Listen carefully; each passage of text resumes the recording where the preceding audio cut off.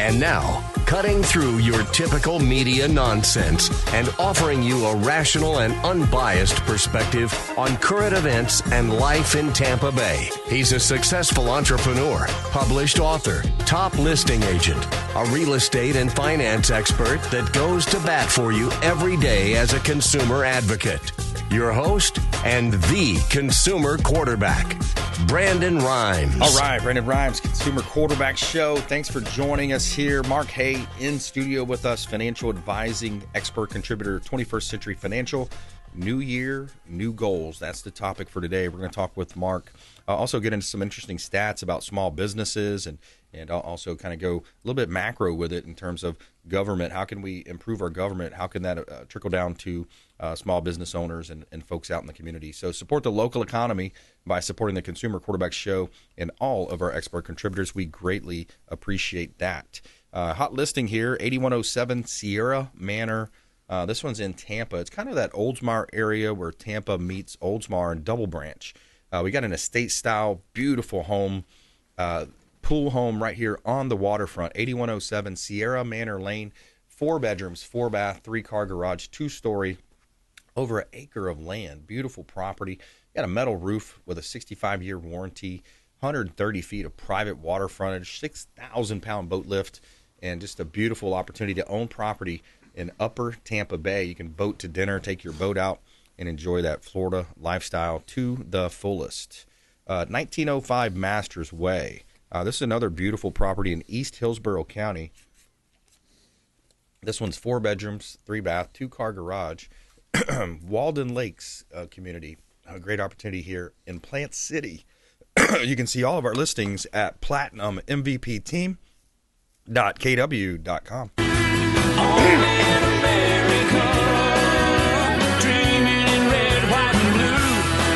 All right, Mark Haye in the house. Happy New Year. Good to see you. Yeah, likewise. Well, yes, I know we don't have a whole lot of time, but I want to kind of get through as much as we could today. Let's do it, buddy. New year, new goals, resolutions, etc. And so I kind of like picked the topic of, where we're going to invest in ourselves this year. Yeah. 2025, let's invest in ourselves.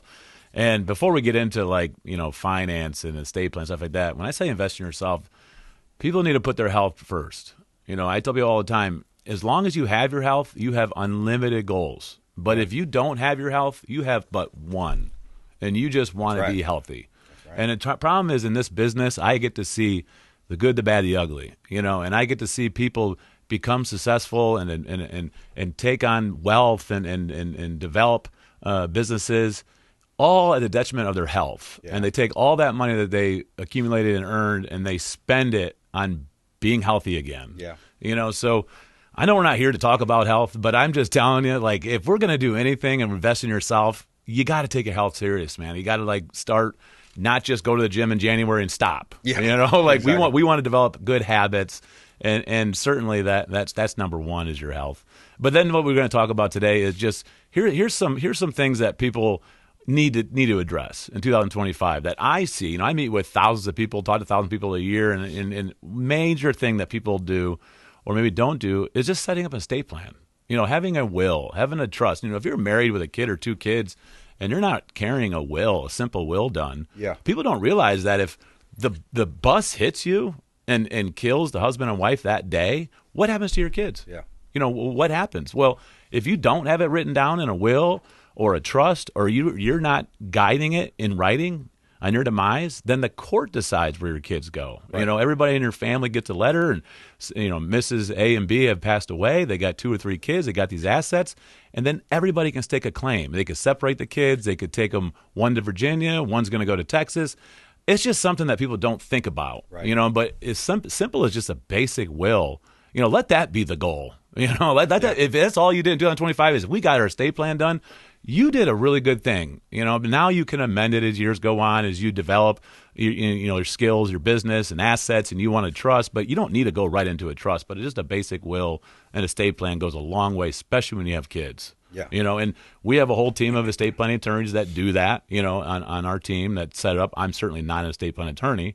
But we do have people that do it, and I always encourage people, just do it. For a few $100, you can do a very simple one. Yeah. You can make it a big, giant one for a few thousand, depending on what you want to do, but for a few $100, please, that's one thing that we need to get done. Yeah, because I see it happen in the real estate side where people have these probate issues, and it's like, man, Grandpa just passed.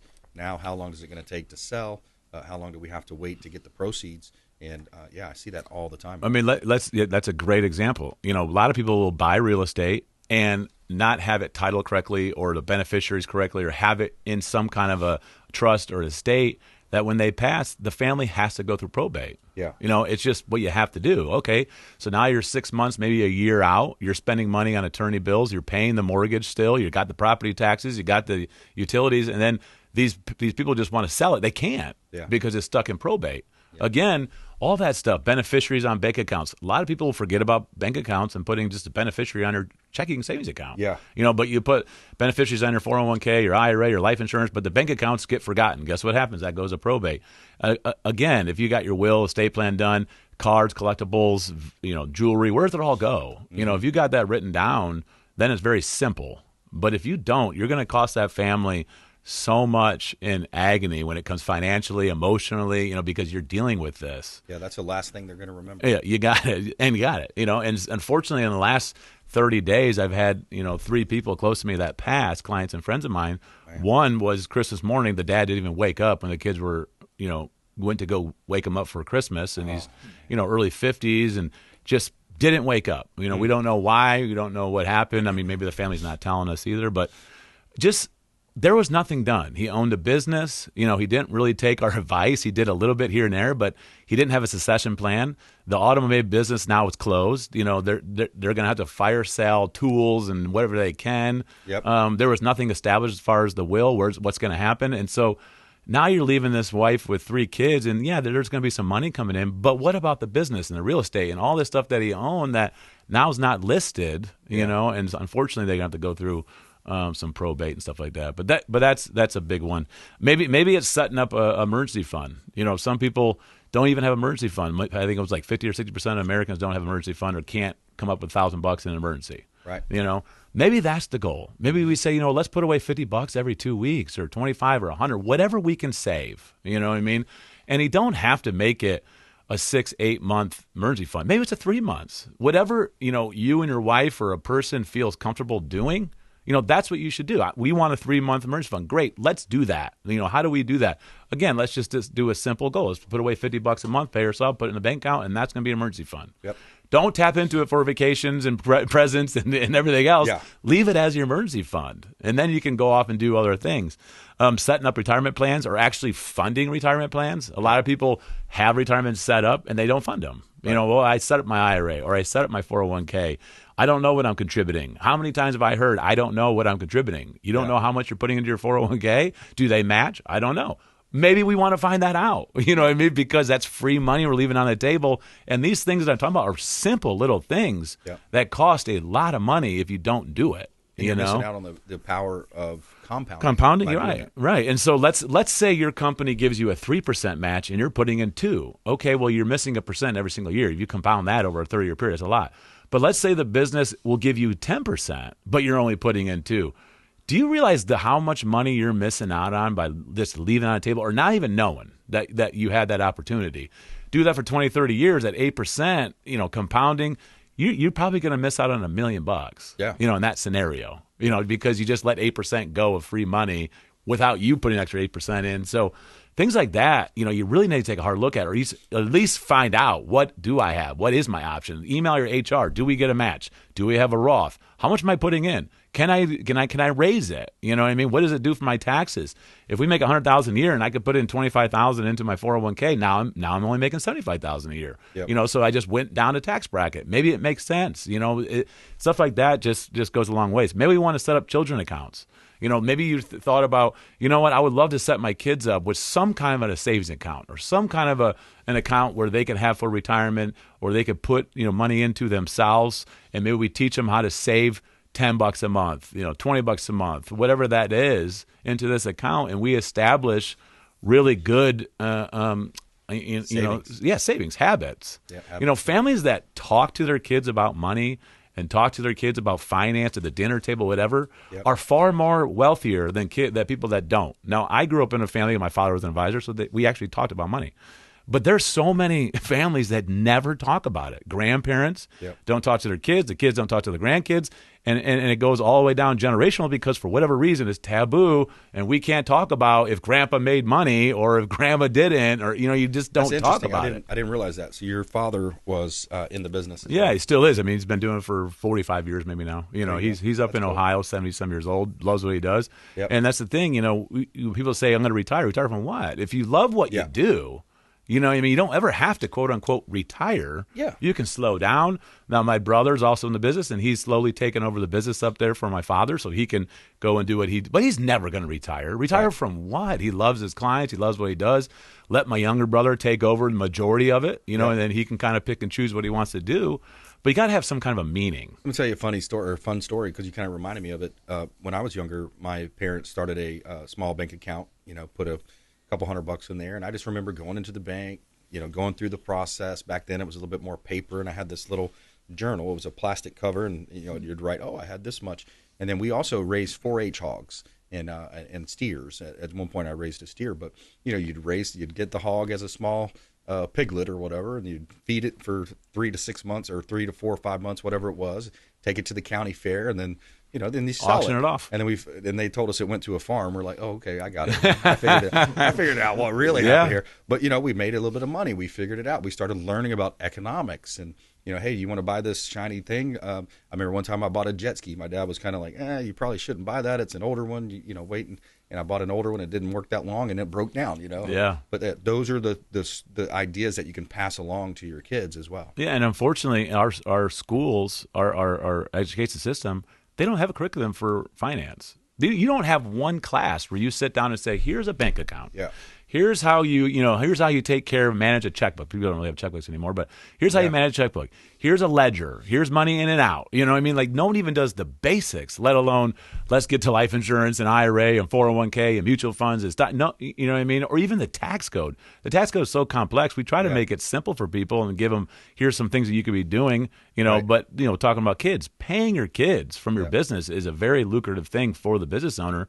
Because now this year you can pay your kid $15,000 a year. You can deduct that. They get it tax-free. So why wouldn't you pay your kids $15,000 a year? Take that deduction. You still own the money. Yeah. It's still sitting there for you, and you're teaching the kids work. 727-263-3707. Call the hotline, 727-263-3707. We'll put you in touch. Mark Haye, 21st Century Financial. And we'll talk about that. You'll explore these ideas. The phone's been ringing, too. I appreciate everybody reaching out over the holidays. We listed a couple of properties over the break, and we greatly appreciate that. I mean, that's why we do the show. We do it for engagement. We do it to help you understand your buying decisions, make you more street smart as a consumer advocate. 727-263-3707, BRimes at kw.com.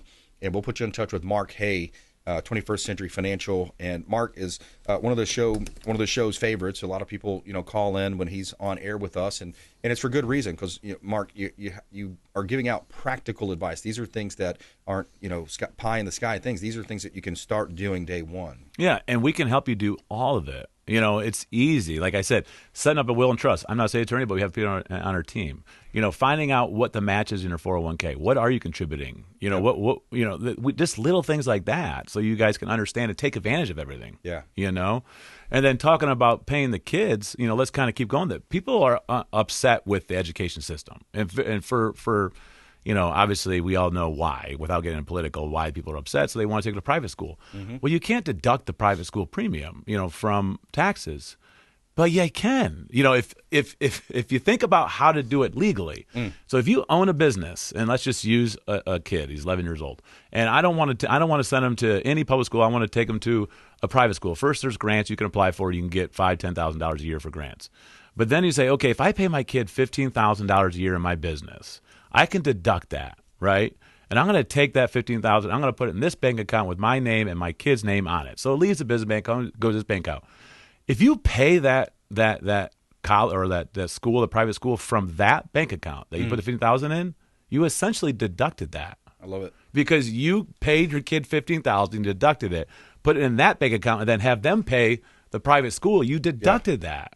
So it's not that you can't do it. It's how do I do this? And if your CPA is not meeting with you throughout the year and he's only there to file your taxes, you need a new CPA. Yeah. You're leaving so much money on the table because strategies like that is how you spitball every quarter and talk about, well, I want to send my kid to private school, but I can't deduct it. How do I do this? Right. And then that's how you do it. Yeah. Let's take a quick break. More with Mark Haye, 21st Century Financial, here on the Consumer Quarterback Show. Follow us online at BrandonRimes1 at CQB Show. Subscribe to the YouTube, Rumble channels out there. Lots of great video content, previous show content, legacy content like this as well. And we greatly appreciate you supporting the Consumer Quarterback Show. We'll be right back. Thanks for listening to my daddy's show. Please make sure to send him all of your real estate deals and subscribe to the Consumer Quarterback Show podcast on iTunes and Spotify, or check out our YouTube channel. Have a blessed day. To get in touch with Brandon, call 727-263-3707. Online at consumerqb.com. Hey, Brandon Rimes here. Did you know that we buy houses cash? We will close quickly and give you a fair offer on your home or residential properties, even commercial properties, and we will give you a fair cash offer, close quickly, and be diligent when you're shopping these types of scenarios, because a lot of the wholesalers, the flippers out there, they will sign you up on an as-is contract, and they will shop that contract and try to find a buyer, but they may not find the buyer, and they won't close. So this is Brandon Rimes, 813-917-1894, consumerqb.com. Brandon Rimes, we buy houses cash and fast. Attention business owners, did you know we have 100% financing options available? Our no money down program offers 100% financing for business owners. If you are currently leasing your commercial space, you can purchase real estate for no money down. Additionally, the program offers money for working capital, equipment, and business fixtures. You can even pay off current business debt. Reach out at 813-917-1894. That is my direct cell. You can call or text 813-917-1894.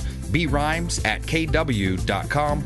And that is our 100% financing, no money down program for business owners. We would love to help you buying, selling, or investing in real estate. 813-917-1894. BRimes at kw.com.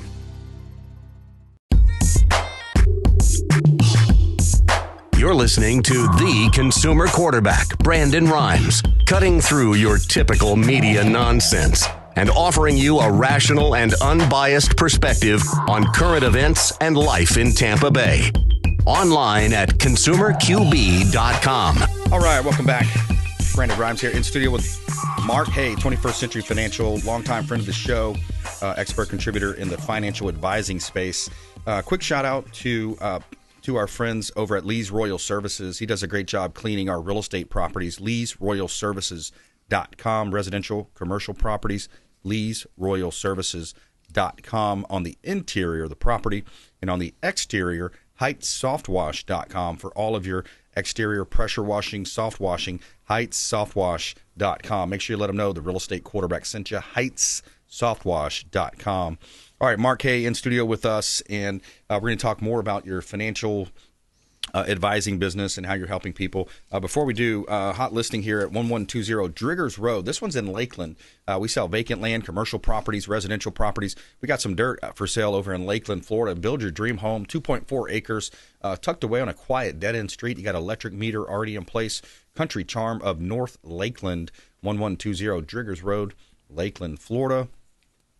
Also, 4229 Red Cliff Place, another one of our beautiful listings. This one is a condo available for sale. You got a small condo in Port Richey, Newport Richey. Charming stained glass inserts in the front door. Kitchen has stainless steel appliances, quartz countertops, and HOA fee covers the maintenance. See all of our listings, Platinum MVP Team.kw.com.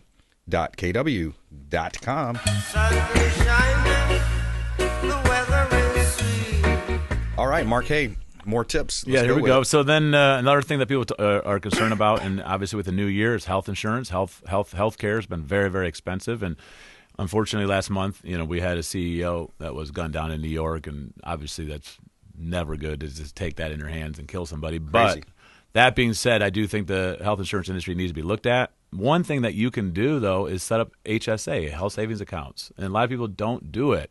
A husband or wife can put up close to $10,000 a year into an HSA. What does that mean? So you can deduct $10,000 a year from your income, put it in the HSA, and then if you use it for medical, it comes out tax-free. So all you your get co-pays, co-pays, deductibles, stuff like that. And now all of a sudden, when you have that HSA sitting there and you got some money in there, now you could take a higher deductible, lower the premium on your health insurance, get a deduction on the health savings account, put it in there, and then you can set it up as traditional where you put it, mutual funds, stocks, etc. in the HSA. You can set up self-directed and put real estate in there, and you could do crypto, and you could do different things inside the HSA. You don't just have to go into stock market. You can do cool things with this. Yeah. But a lot of people just let that go. And unfortunately, you can only put up to $5,000 per person, close to that. But that's one thing that people should really think about is, look, if we're struggling with this healthcare stuff, why don't we invest and put it into an HSA, lower our premiums, have a higher deductible? We got the money sitting over here, accumulating tax-deferred, compounding, and it comes out tax-free after the deduction. Yeah. So if you just paid your kid and put HSAs on you and your wife, you're looking at $25,000 right there that you just deduct, and you kept the money. It didn't go anywhere. You didn't have to buy anything. You kept the money. It just went to a different account, and you took $25,000 off of your income, which goes a long ways, and then you can invest that money the way you want to. But a lot of times people take these healthcare plans and they want a really low deductible, which I understand. Now they're paying $1,500 a month in premiums for a family of 3 or 4. What if you could only pay $750 a month? What if you could do that and lower your taxable income and put it into account and keep your money and have it invested? There's so much you can do when it comes to healthcare besides just sitting there letting the government and these companies just take advantage of all of us, which is infuriating, the amount of money that I pay for my premiums. Then if I go to the doctor, I never get it to pay because it's a deductible that I can never get to. Thank the Lord I'm healthy, and I don't have medications and any ailments. So, but it infuriates me because, I'm paying close to $500 a month just for my care. Yeah. And plus, if I go to a doctor, I got to pay money for that too. Exactly. So, but put an HSA and I can just use that money. Yeah, small business owners need all the help you can get. Here's the latest stats on that. The reality is the vast majority of entrepreneurs fail. According to the American Bureau of Labor Statistics, 1 in 4 new businesses fails within year 1. Within 10 years, that number is closer to 2/3. But every failure in a free market system is a further spur to further effort and further success. Henry Ford once supposedly quipped, "Failure is simply the opportunity to begin again, this time more intelligently." We at the Daily Wire, when we founded our company, that was on the back of a pretty dramatic failure, actually.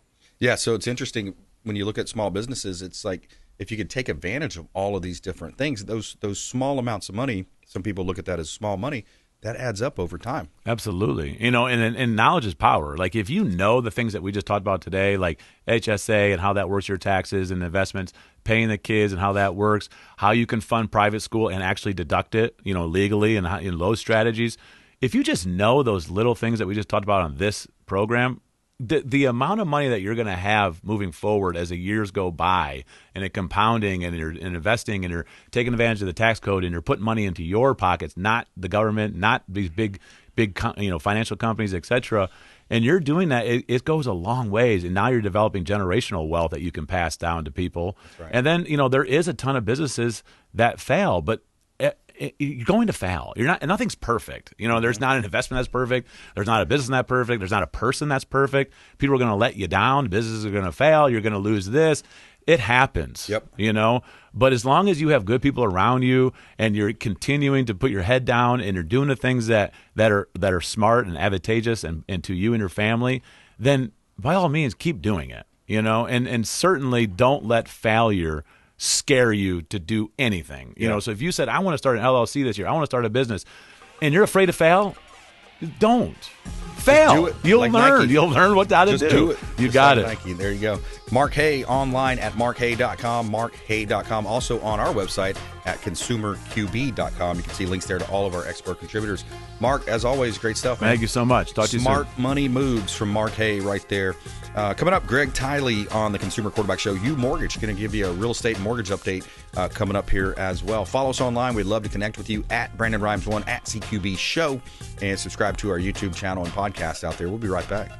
Hey, I'm Ken Shamrock, and you're here with Consumer Quarterback Show. And I say, Brandon Rhymes, knock out your competition. You're listening to the Consumer Quarterback, Brandon Rimes. Online at consumerqb.com. Brandon is Tampa Bay's #1 consumer advocate for real estate and financial advice. Call Brandon today at 813-917-1894. All right, welcome back. We got Greg Tily in studio with us. UMortgage in the house. We're going to talk with Greg about the what's in store for 2025, where he sees rates going, what's going on with the real estate market.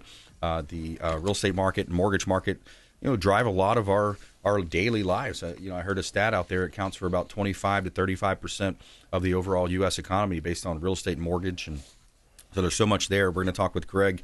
He's our mortgage expert contributor, UMortgage, local expert here on the Consumer Quarterback Show. Also, let you know about a couple of hot listings here. 5444 90th Avenue Circle East. This one's in Parrish, Florida. Beautiful listing. I love this home.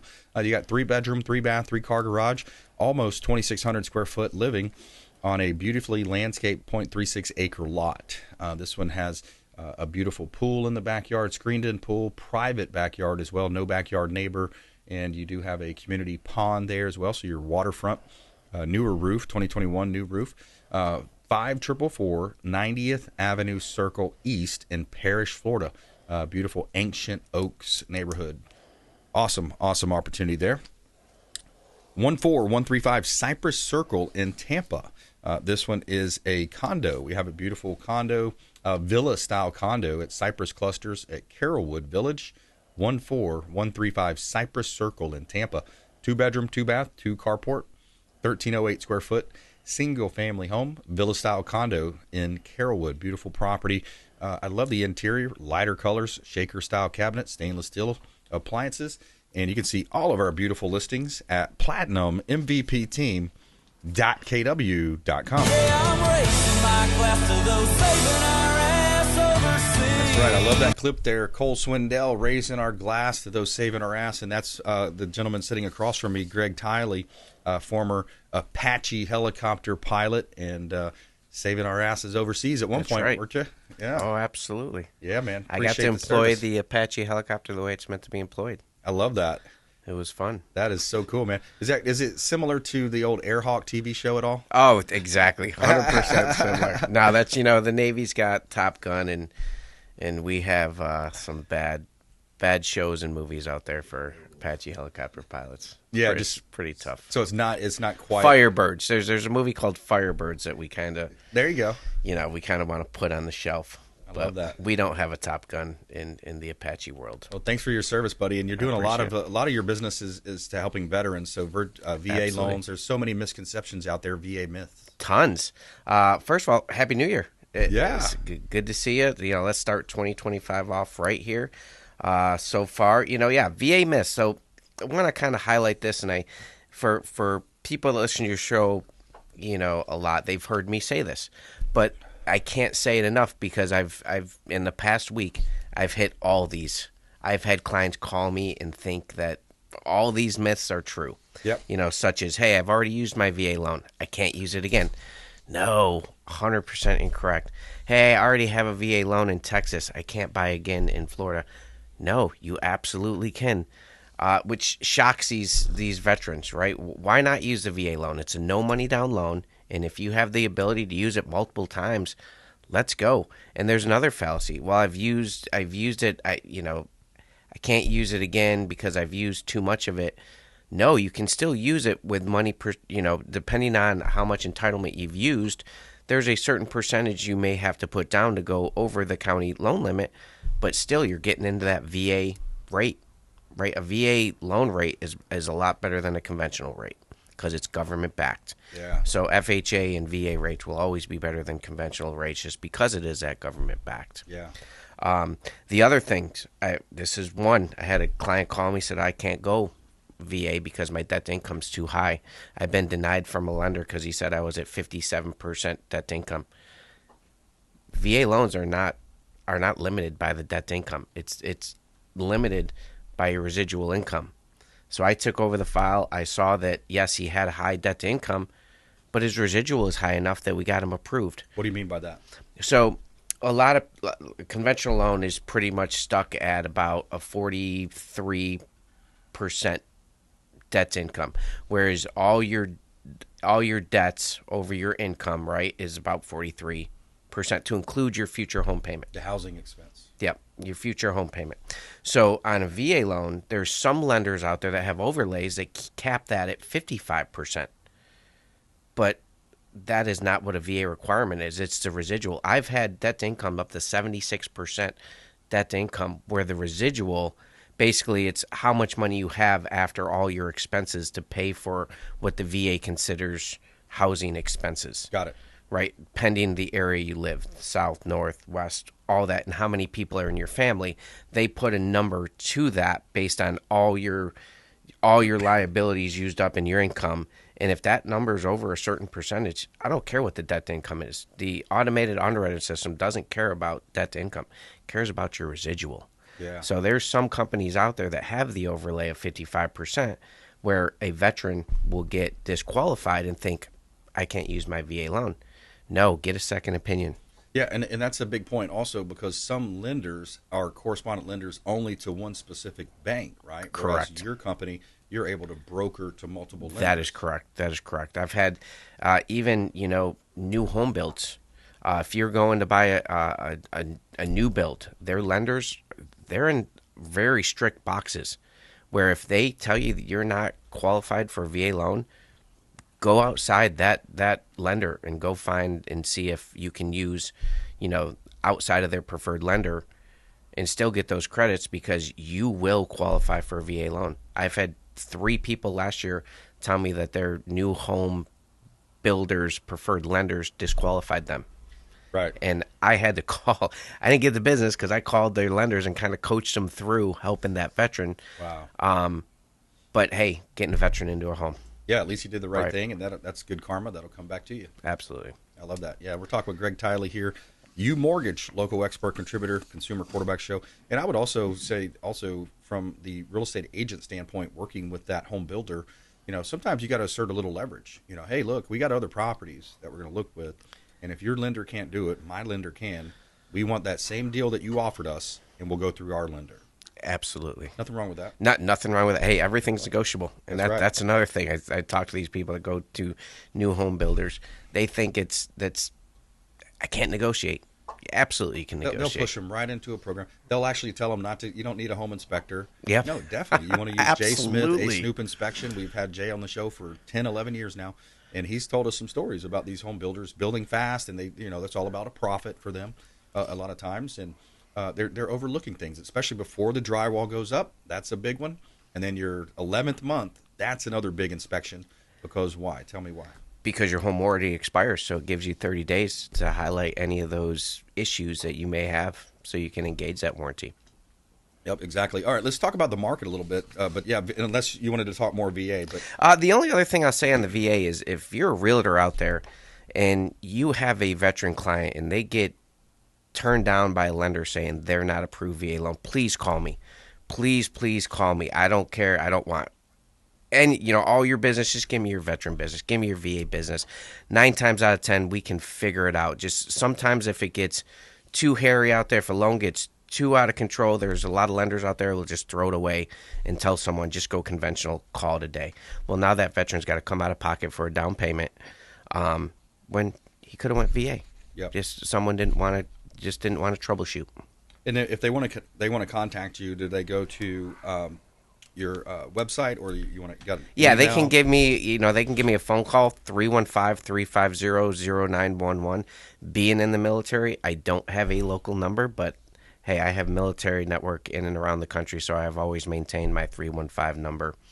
And the email, a lot of times people like that, GTILY for Greg Tily, G Tily at UMortgage.com. That's real simple too. That's correct. Yep, Yeah, absolutely. Let's talk a little bit about the market, because I think a lot of people are looking at, they follow this show, they listen, and they want to know, where are things going? What are we expectations? What are the expectations? What do you see? So it's interesting. 2024 was a lot of volatility, right? We had a lot of reports come in that got fixed, and then it went up, went down. In September of last year, that's jobs report.